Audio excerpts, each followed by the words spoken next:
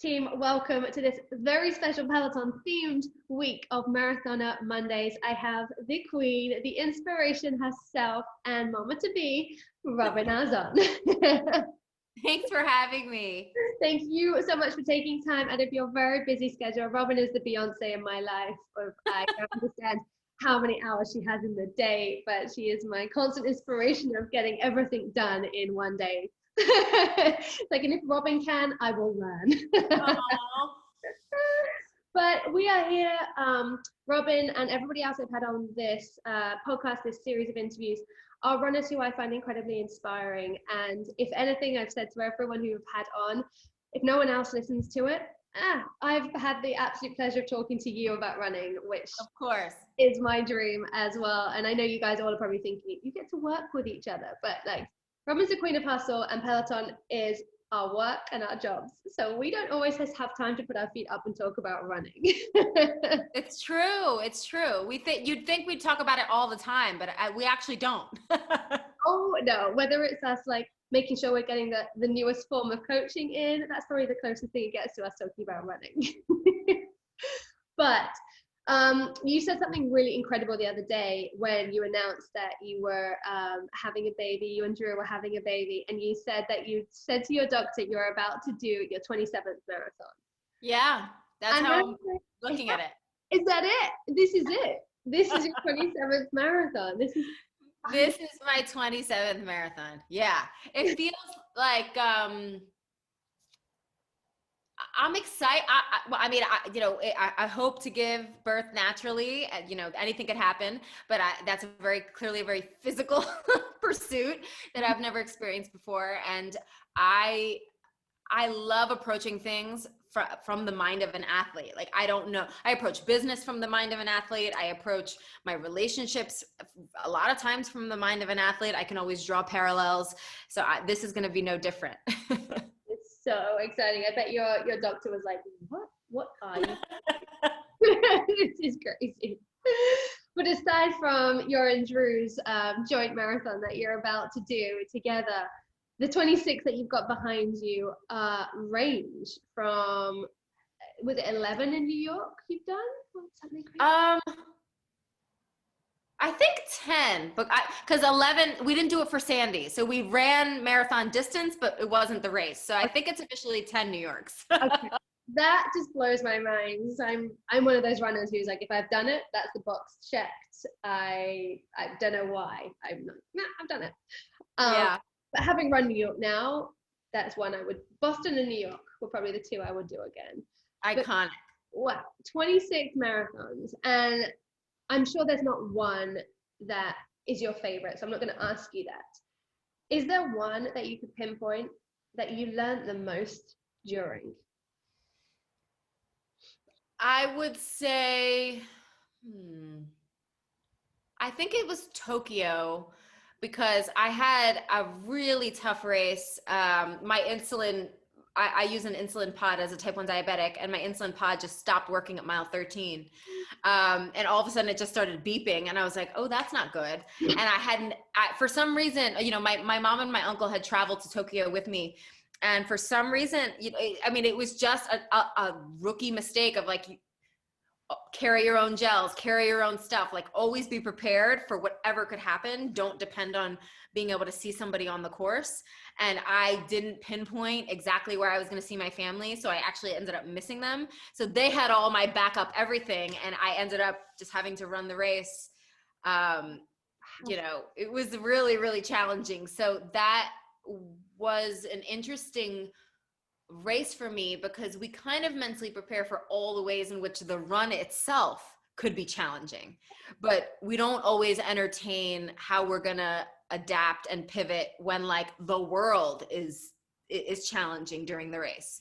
Weather is an obvious one. Like, you kind of prepare for any type of weather, like you're just going to run your race and you focus on your effort. But that was a really tough race for me. And that's one I really want to do again, because I loved Tokyo as a city. Mm-hmm. And I felt so in love with the people and the culture and the food and everything that I experienced there. Oh my God, the expo, it was like walking through a video game. I mean, the Tokyo Marathon Expo is like so wild in the best way. Oh, So yeah, that's another one. I kind of want to, I wouldn't even say I want to redo. I just want another chapter to that story, right? Because I took so many lessons from that tough race. wow. Oh my gosh, I can't even imagine that. And as you say, we standing on the start line, I was talking to another interview guest the other day about this. But standing on the start line of a race is almost like Russian roulette. Yeah. You can have the most perfect training program. Everything could have gone swimmingly. And if it did, guys, you're really lucky because it doesn't happen to everybody. But you still, it all builds up to that day. That is the cherry on top of the icing on top of the very, very, very highly tiered cake. If you step onto that start line and you're still there going, whoa, I could trip on a water bottle in the first 5 meters. Yeah. So that is, yeah, as you say, to not think about like the other elements of what comes into it is just something that you don't generally accept. And focusing on what you can control, right? It's just Yeah. like ultimately that's all you can do is focus on what you can control. And sometimes it's a lot of what you planned goes out the window and you just make it to that finish line one way or another. Oh yeah, you got to struggle on. So when it comes to, you've done 26 marathons, what would be, if you could pick any one in the world, whether it's to do one again or a new one, what's your dream marathon to run? Or race, it doesn't have to be a marathon. Yeah, it's actually a not a marathon, it's a stage race. I've always wanted to do Marathon des Sables. Oh, yeah. I don't know why. Like I'm still on the email list. I've been on the email list for like 10 years or I don't even know how many years. And I you know, obviously most races were canceled this year, but like I still have that curiosity of like, what would it be like to run through a desert with like gaiters on and for 5 or 7 days or however long that stage race is, just hundreds of miles. So I have a curiosity about that. And I wish I didn't, because I know it's just gonna, whenever I do it, it's just gonna feel like, why? But yeah, that's. Oh my goodness. Well, you have a crew member right here if you ever do it. I will be there. I love that. I wonder what it is though. Is there like, because you have done multiple ultras as well. Mm-hmm. But most of your ultras have been more road than trail, right? Like most of them. I've done a few 50s with North Face. I think I've done all the 50s in the North Face series, and I think all of those are trail runs.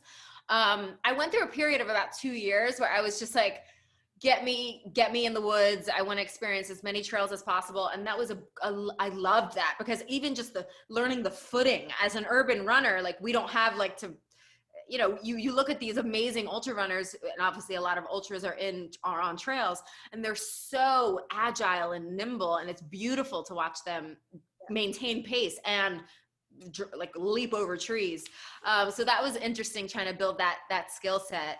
And then with just, you know, I kind of migrated to more urban ultra races because that was just the ease of my training and accessibility. Yeah, for sure. I remember when I first did training for trail racing in Chamonix, my eyes would be fatigued before my body. Yeah.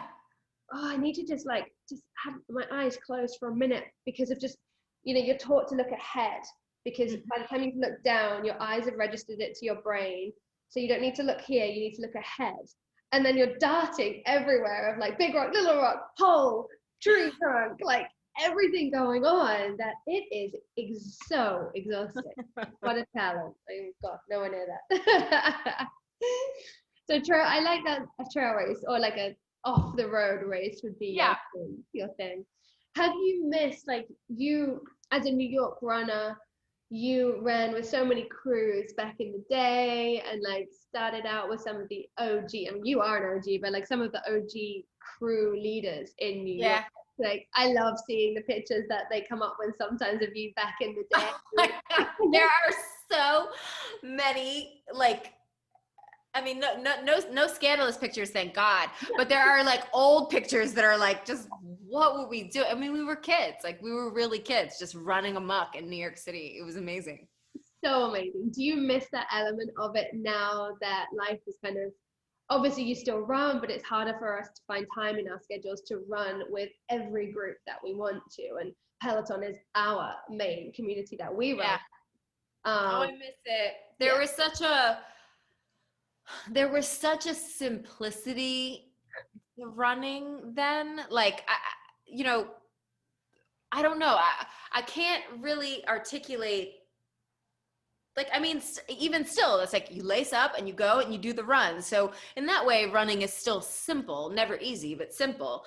But there was such a magic in the New York City running community and the London running community that I was a big part of as well for those, you know, 6, 7, 8, 9 years that I was running with the crews, like Bridge Runners and Rundem Crew. And then we literally traveled the world visiting crews in Berlin, and in Tokyo, I hung out with the crew, and in South America. I mean, it was amazing. And those crews are still, you know, they're still doing their thing, but I think each generation kind of has their own community or their own vibe. And there was something that was very, just organic and very dynamic. It was like we would meet up and we would every Wednesday night with Bridge Runners, and we would just hoof it. And like Mike Sace and Cedric are the co-founders, and it really is something very I mean, I think that like the New York City Bridge Runners are kind of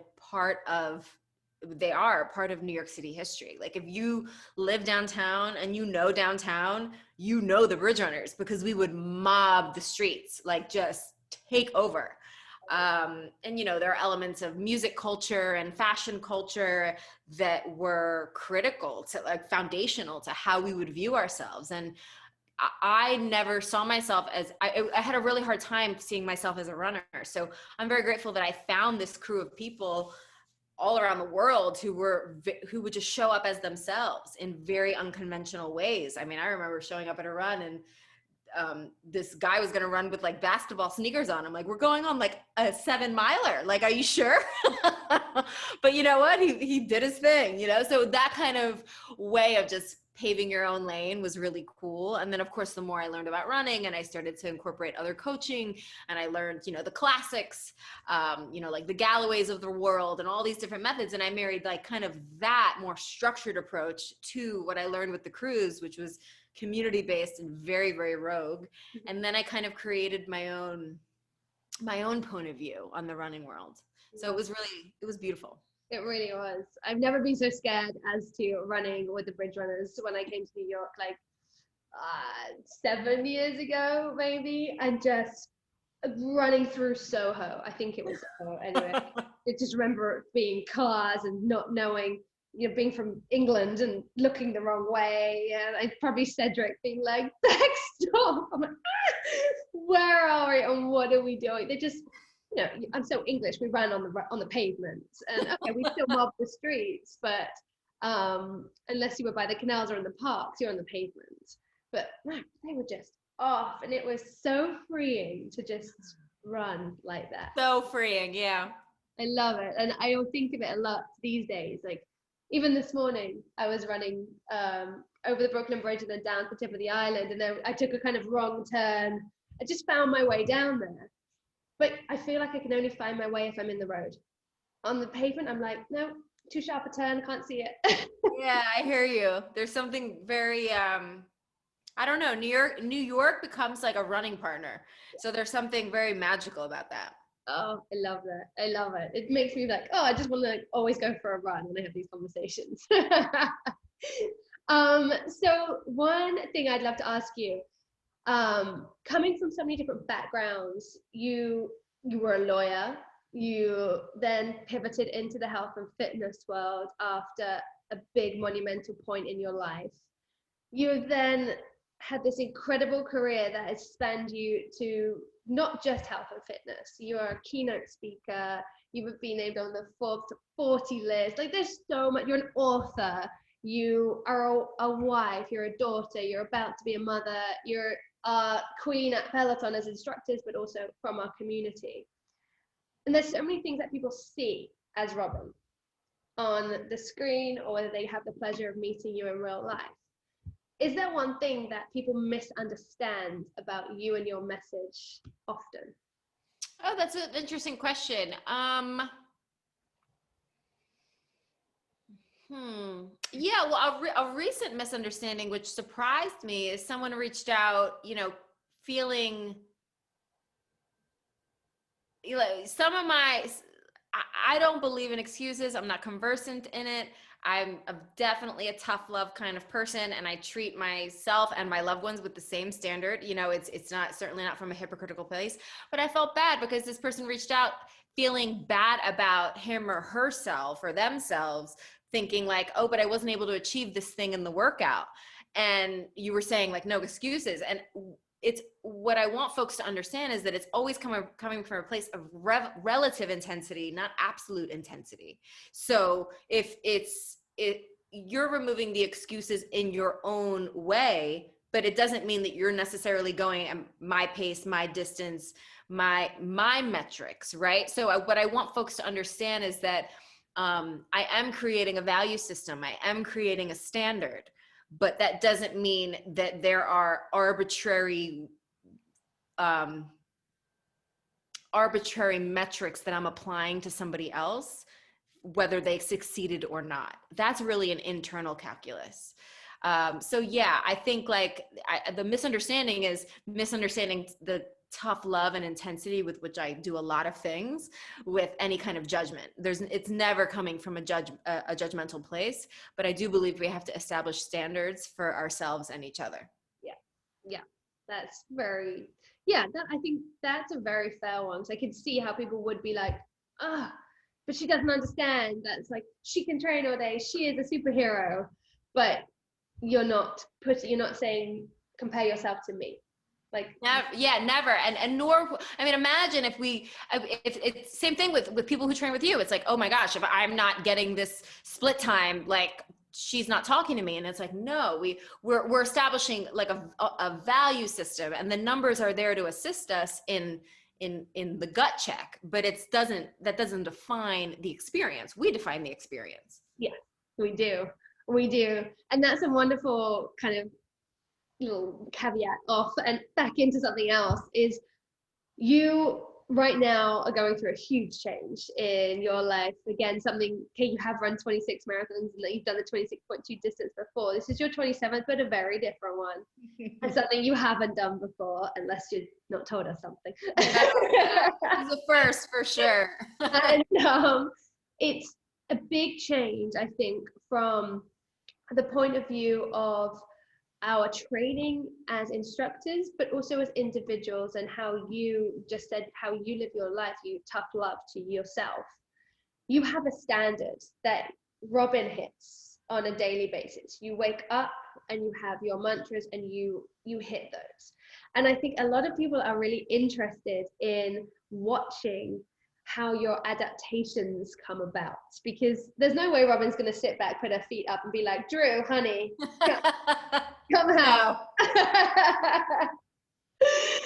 But there's going to be points, and there's going to be pivot points in your life where you're not going to be able to put as much on your squat rack, because it's not going to be safe for your blood pressure. And it's, as a highly trained fitness coach, these are all things that we're very lucky to know as well.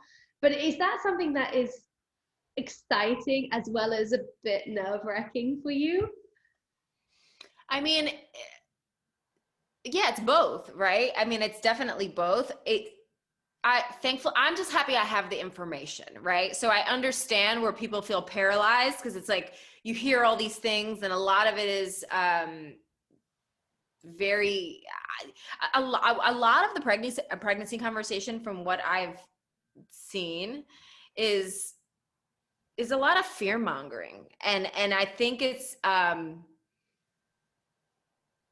it really approaches women's journeys from a place of lack and limitation. And I don't believe in that. So yes, of course I will adapt my workouts and I will never do anything that's unsafe. But I'm just happy that I educated myself before I even was pregnant, pre and postnatal certified. And of course we take our running certifications, cover that kind of stuff. I mean, there are a lot of ways in which we've covered these topics. And then of course, as an athlete, I'm so self-aware. Like I know, oh, that's internal pressure, that's not good, or this is, you know what I mean, like this is when I have to engage my pelvic floor, and this is when I have to use diaphragmatic breathing, and this is what, so like I have a toolkit, and I'm very grateful for that, and I'm excited to teach people that toolkit, but it's still married with my value system, right? So this is where it's, you know, I'm not training from a place of ego, I'm training from a place of capability. And I will always train from a place of capability. So when you're prioritizing that with education, I think that makes one unstoppable. So yeah, I'm actually looking forward to showing what we can do and really dismantling a lot of assumptions about pregnant athletes. I'm so down for that.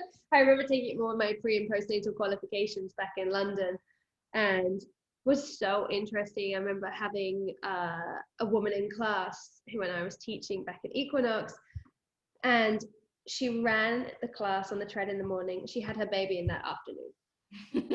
I mean, so many things are possible. And this is where another thing is, like, I don't know what's going to happen in my 8th month of pregnancy. I mean, anything could happen. And so you give yourself grace, right? And that's why I say it's not training from a place of ego. It's training from a place of capability. It's like, what am I capable of today? Is it just a walk? Then let it be a walk.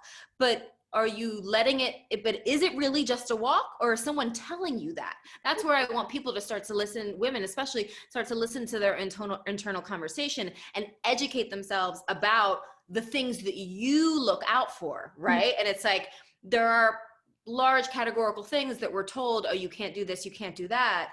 But when you really look under the hood, it's more so, not necessarily rooted in categorical movement patterns or categorical modalities like running bad or this kind of thing bad, or yoga is only good. Like, no, like there are lots of areas of gray, and every individual is different, and different stages of pregnancy are different. So one person's week 20, it looks very different than another person's week 20. So that's why the education piece is really critical, and I look forward to educating folks. Oh, us too.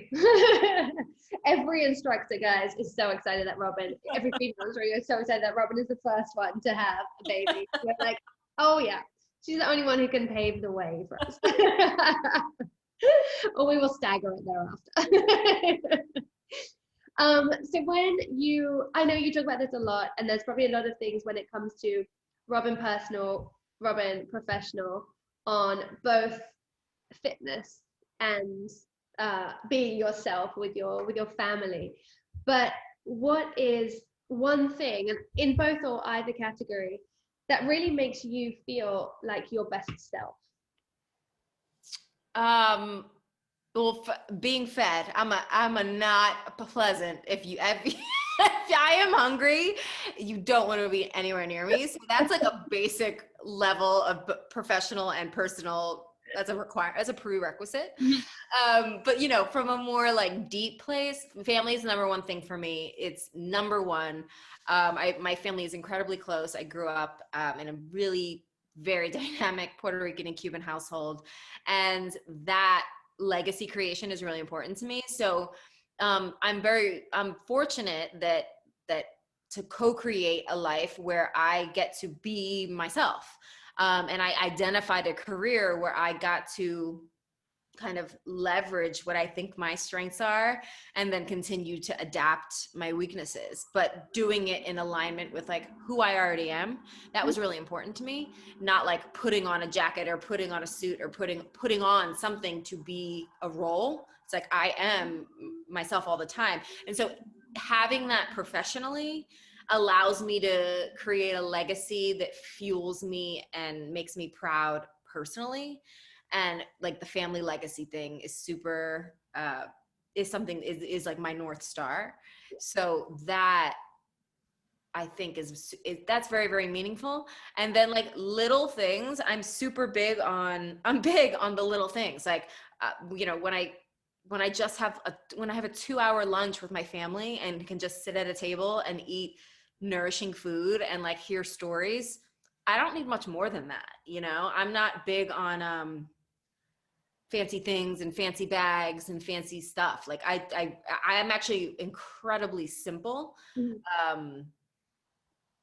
I just have very high standards.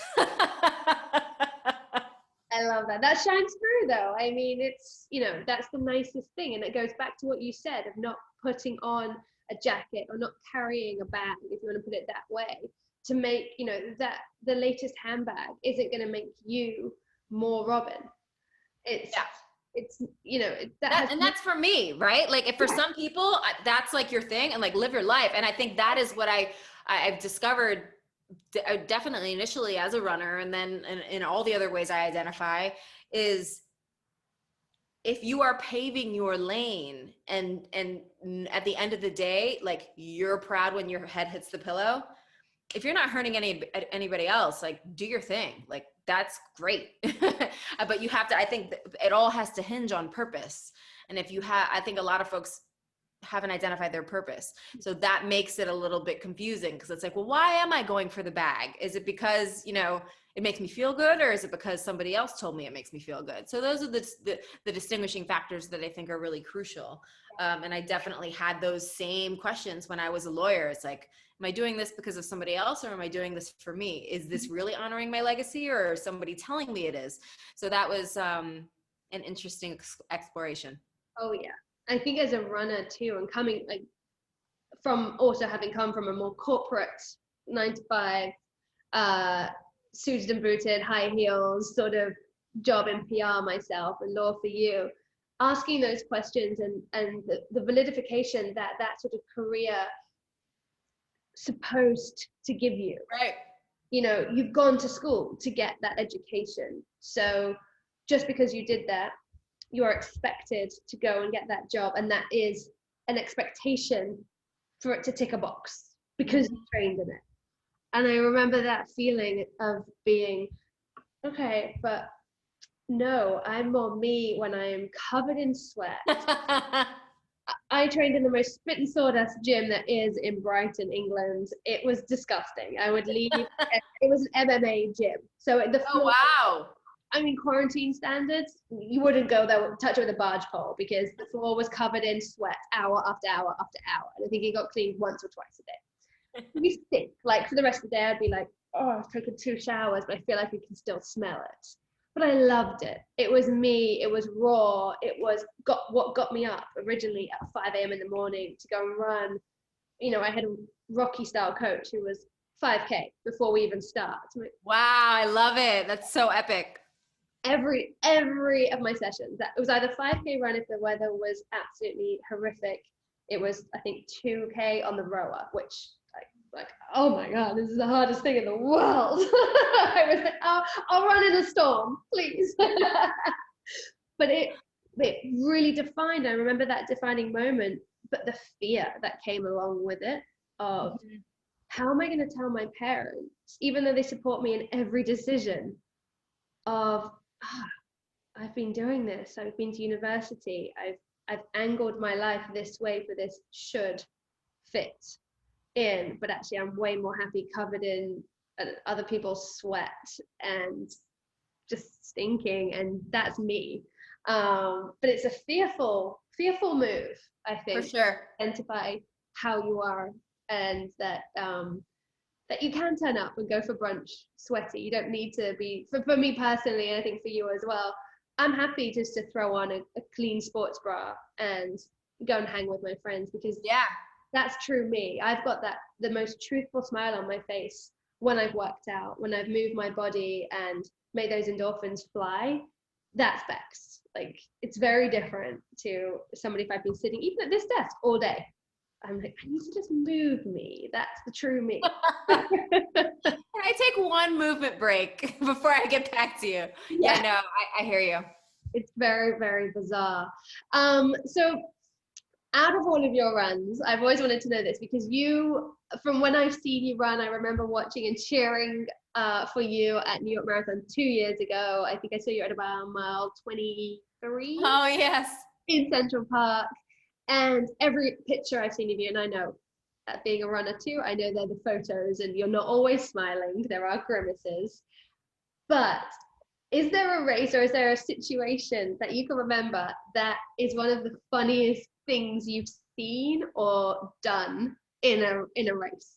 Oh my gosh. I mean, I mean, runners have seen so, um, I mean, I have seen, I mean, in the New York City Marathon, I mean, I saw somebody just pull off the side of the road and Yeah, do it. it was a number 2 situation. And it was just a very public, you know, and you know, runners deal with all kinds of stuff out there, especially when you've logged thousands and thousands of miles. So part of me was like, well, damn, like that's a bold, that's a bold move. But you know, you never know. You never know what's going on in during somebody's race. So I try to always reserve judgment because, like, you never know what could happen. So that was definitely a weird one. Yeah. I can vow that I've never gone that route. Yeah. But yeah, there's definitely like weird bodily fluid stuff that endurance athletes just live with. Mm-hmm. Definitely. I think that's sometimes what got me through Hong Kong Marathon. Not got sounds awful, like I'm some twisted fantasy there, but of that guy who I thought we were running through the ports in Hong Kong, and I thought it was the ports that smelt terrible, but I was downwind from a man who had done a terrible bowel movement all down himself, but carried on running. He wasn't going to stop. I know. I mean, and that is actually much more common. That's why it was so surprising to see somebody just pull off on the race course. Like it wasn't even, it was just like, it was people were running around this person. I mean, I was like part mortified, but part like, well, go you. You know, it's like kind of awful, but yeah. You'll feel better after. That's great. Favorite New York run route, but also running view. Ooh, I love the view from the George Washington Bridge. I don't do that one as much because that one for me is like only if I'm doing like a 20 miler or a 22 miler. My favorite route is either Manhattan. It's like a triple bridge. So it's either like Brooklyn to Manhattan to Williamsburg, or like, I mix it up. Like sometimes I'll do Williamsburg to, you know, I decide like where I always begin and end in Manhattan, but decide like what my little route through Brooklyn is going to be. Yeah. That's like a really fun, like 5 or 6 miler for me. And that's a go-to run that I've been doing for, my gosh, so many years. So it's interesting. The Williamsburg Bridge is my favorite bridge, but I think the GWB, there's something just like, there's like, the energy up there is like crazy, and the wind, and it just feels big. Like it's just a huge bridge. So you feel accomplished when you're doing an out and back and you get to turn around. Yeah, I only ran over that recently for the first time. I've driven over it multiple times, but have never run over it. And I was astounded. Like, I think the view, we came in and I looked down to the little red lighthouse, and then there was the tennis courts by the river, and it was just looking at Manhattan up there, like, wow. It doesn't even feel like you're in New York anymore. I mean, I guess you go far enough, you're in New Jersey, but like, yeah, it's very majestic up there. It is. Oh, I love that. And yeah, the Williamsburg Bridge into Brooklyn and Kent, that's a bridge. I love that. I just get in a flow. And there some routes, but it's varied enough, right? So like, I like that it's like, you're only going to be on the bridge for so long. You're only going to be on Kent for so long. Then you're veering the right, and then you're in the Hasidic neighborhood. And it's got that element a little bit like New York City Marathon, where you're going to catch something. There's something visually interesting happening like every 5 minutes. Yep. And you're probably going to see at least one person from the running community, you know. For sure. It's always. Yeah. So if I could give you a billboard to place anywhere with anything on it, what would it be and why, and where would you put it?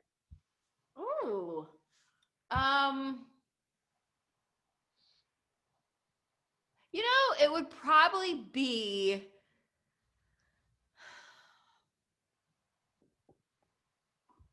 my mind immediately went to like young girls in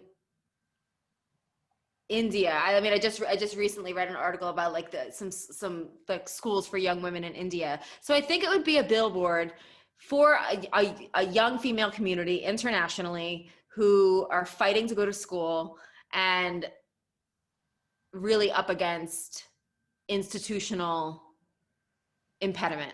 And I think it would be some kind of billboard that to remind them that they are in charge of writing their story. Because I think that we have such a responsibility not only to educate young people, but to really like nurture their ability to become curious about their own greatness.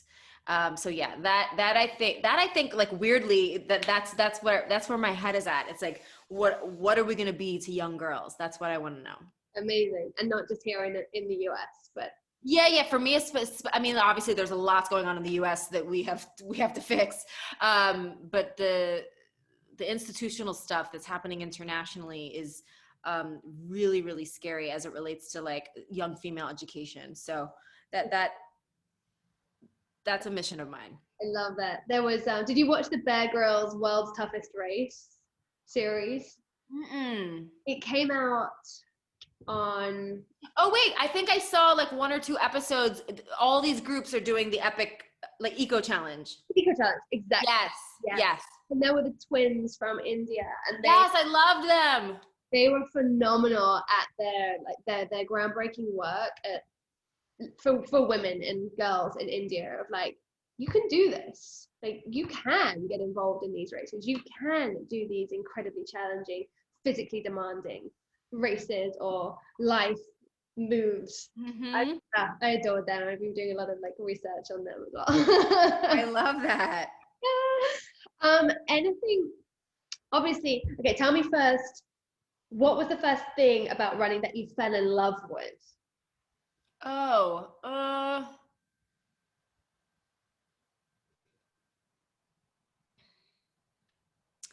you know, I don't think I had a runner's high for a really long time. So it wasn't like this, oh my gosh, now I'm free. I actually had to fall in love first with the discomfort. Okay. Like I started to respect how hard it was for me. Yeah. And I just wanted to chip away at that. So it's not even that I loved it. It's just that I almost became obsessed with like, this can't be this hard always, you know? And then eventually it becomes less hard, and then you become better, and then it becomes harder because you're better. So it doesn't really get easier, I actually just became like really obsessed with how difficult it was for me. And, you know, I'm talking like 5K, 10K, like I could just, I wasn't, I was just deconditioned, you know. I wasn't like overweight and I didn't have any crazy like transformation story, but it was like, you know, I just didn't have the cardiovascular endurance, and building that up, even just to run for an hour straight, felt like, ugh. But that battle was so worth winning, because once I broke through running for an hour straight, I was like, okay, I've unlocked something. Now I got this. Yeah. The next level on a video game or something. Yeah. Oh, I did have that in me, but I had to be patient for it to come to the forefront. Yeah, it's the patience with the discomfort. I think that was a piece that I understood, of course, you know, getting straight A student or applying for law school and all that. No, we understand it in different areas of our lives. But when it's like in our throats, like it's very hard. It's much harder to avoid. So I think that there's something very visceral about being an athlete that is incredibly powerful. Yeah, it is. I like that. And that's a big thing, guys. You can remember that. Robin also could not run 1 hour straight. No, I really couldn't. It was terrible. And then is there anything that you still dislike about running? I mean, there are so many days that I'm just like, I don't want to do this. Like, because you know what it's gonna feel like. Like, I think when you've been a runner long enough, you just know what it's gonna feel like at the end of a speed. Like tempo runs are like okay, I would say if I had like I hate it, but I love it. I feel more accomplished finishing a tempo run than I do a long run. Like long run, I'll just check it up. Just tick off the miles, no big deal. Unless I have like insane pacing, but usually not. Usually it's like moderate effort. But a tempo run, it's just that's the whole purpose of it, is that it's like that like tipping point. So, tempo runs never get easier, but they're like the best. I think the best speed work endurance athletes can do. Oh my gosh, me too. They're one of my favorite classes to teach. So yeah. I'm the weirdo when it comes to that. But yeah, the challenge. All right. And now this is funny because your mom, and last couple of questions, your mom and you are very, very close, and I think everybody who follows you knows that, and you've said multiple times that your family dynamic is paramount importance to you. Has there ever been a point in your running, your fitness career, should I say, that your mom, like, you've been like, hey mom, what do I do? And she's like,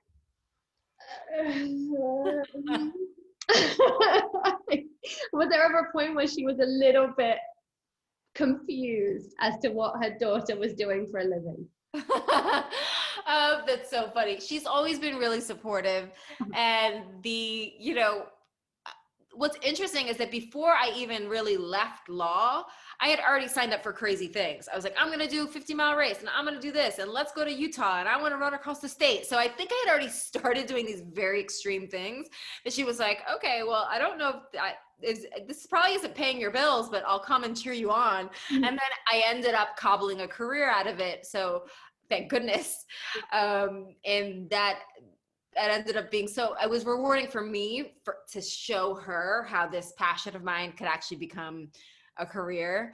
And she really did teach me to trust my own instincts, and that has served me well. Yeah, I love that. There's so many like parent stories in the running world, and you've gone from having a very specific job to now you have a very specific job as well.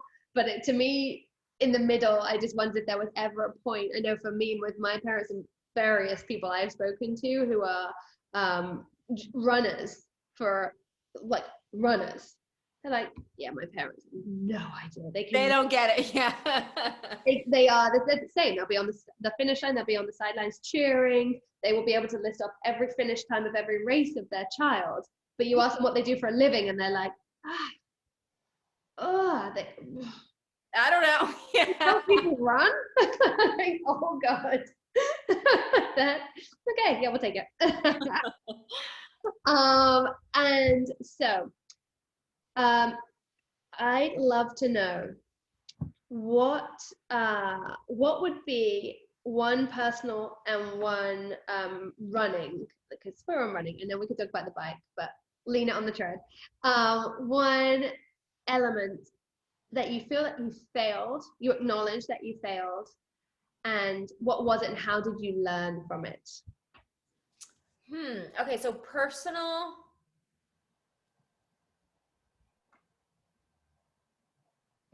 I mean, this is a little bit business too, but when I first left my law career, I've always been super into fashion and styling, and initially when I started writing my book, I was like, okay, I'm also going to start a line of leggings, and I had to really, it was requiring so much of course, I mean, small business owners and fashion designers know that, I mean, that is it is more than a full-time job. And I had to acknowledge that I would need to fail at that in order to really succeed at these other things that I was trying to do, like group fitness and writing my book and eventually Peloton. And if I had been knee deep in, buying fabrics in Asia, and it would have been such a huge, and I had my savings. So it was either like, I'm either going to live on my savings and try to pursue these other things, or I'm going to use my savings and invest into this new company. Mm-hmm. And I was like 30% of the way there, and I pulled out, and I was just like, no, I don't want it. And that was a true pivot point. And I think I would have missed the boat for Peloton. I would have missed the window to get my book purchased. And that was, so it was a failure. And at the time it really did feel like a failure, because I had put in I put in about 6 months creating this fashion line, which isn't lot of time in the grand scheme of things, but at the time it felt like a failure. So that's a personal failure. And for running, you know, I mean, I guess this year has felt a little bit like a failure. Like in my mind, I really wanted to run a one more full marathon before I was pregnant. And not that I mean, of course, I'll still continue doing races and I'm not like, oh my God, my life is over. But in my mind, it was like 2020, you're going to get like a super fast race under your belt. Then you're going to have the baby. And it's just like, you know, best laid plans. And I didn't want to do a virtual race. And I didn't want to like force myself to like not do it the right way. I was like, it's either going to be Philly or New York and it's going to be amazing. And I had it in my head, like when the year ticked over to 2020, I was like, okay, Robin, you got 7 months and da, da, da. And then the world, you know, like evaporated out from under us. So that does feel like a failure because that was something I just really couldn't control. And then of course we decided to have the baby this year, and that's of course the priority, but I would have professionally and personally, it would have been nice to get one more race in before the baby comes. Well, now you'll have Drew and baby with you cheering for them. Okay, final question, and I'm really glad you mentioned Philly because you are Philly originally. Yes. There we go. What famous element of Philly is your favorite thing? Okay, so Drew proposed after we ran the Philadelphia Marathon at the Rocky Stairs. So that is, even though it's like kind of cliche, I'm obsessed with Rocky. I love that movie. And now I have a personal relationship with the monument. But you know, the best part of Philly is lacing up and seeing all of the art. Like there's so many murals in Philly, and you can go from like, you know, the Italian market over to the river and then like Boathouse Row. And there's just so much. I mean, New York is definitely like my number one running city, but Philly is a very, very, very close second. And it's got an amazing running community. And I think like just seeing the street art in Philly is on foot. There's no better way. Amazing. All right. Note to self / Philly boyfriend, take me there. I love that. Well, thank you, Robin, for just having a wonderful chat. And I love learning from you, as I'm so lucky I get to do it on a daily basis. But just to talk running with you, running life, and spend this time together has been an absolute pleasure. Oh, my pleasure. Oh my gosh, thanks for having me. This was so fun. Well, have a lovely rest of your day. Look after baby Pequeño. Say hi to Drew. I will. Thank you, Bex. See you. Bye.